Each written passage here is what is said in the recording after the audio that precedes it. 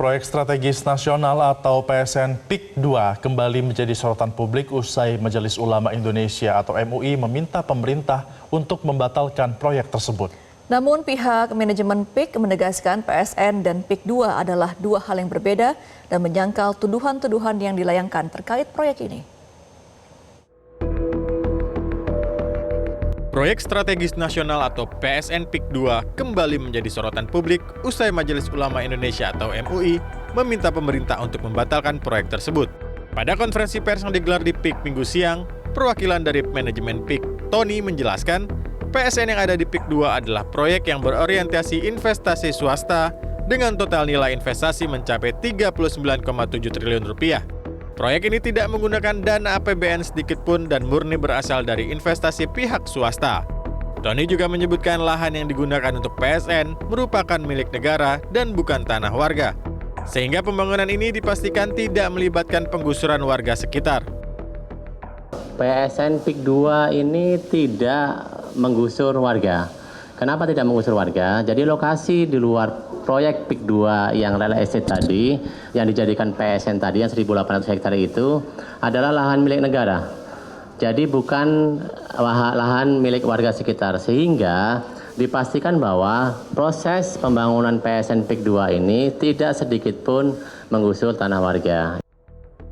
Selain itu, Tony menyampaikan PSN PIK 2 memiliki dampak positif yang signifikan, termasuk penyediaan 6.500 lapangan kerja baru yang akan terbentuk melalui berbagai sektor, seperti restoran dan bisnis lainnya di area PSN.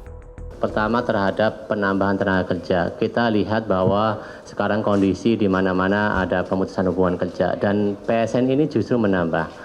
Kita menargetkan kurang lebih 6.500-an tenaga kerja yang nanti akan timbul akibat PSN ini.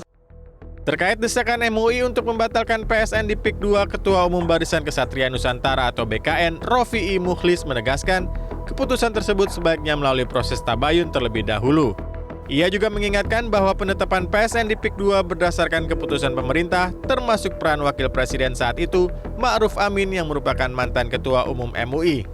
MUI Pusat yang patut kami kritisi adalah MUI Pusat ini belum pernah melakukan tabayun, Mbak. Ya, itu tolong dicatat dan saya bertanggung jawab.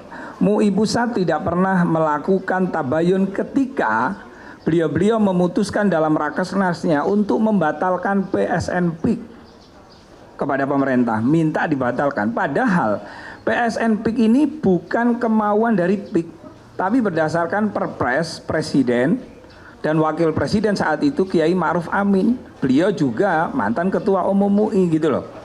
Meskipun menuai kritik dari sejumlah pihak, pihak manajemen PIK dan para pendukungnya menyatakan PSN PIK 2 memiliki tujuan untuk meningkatkan perekonomian dan membuka peluang kerja serta memastikan proyek ini tetap ramah lingkungan. Dari Jakarta, Nurul Zenita, Syahdam Arrahman, Metro TV. Jelajahi cara baru mendapatkan informasi. Download Metro TV Extend sekarang.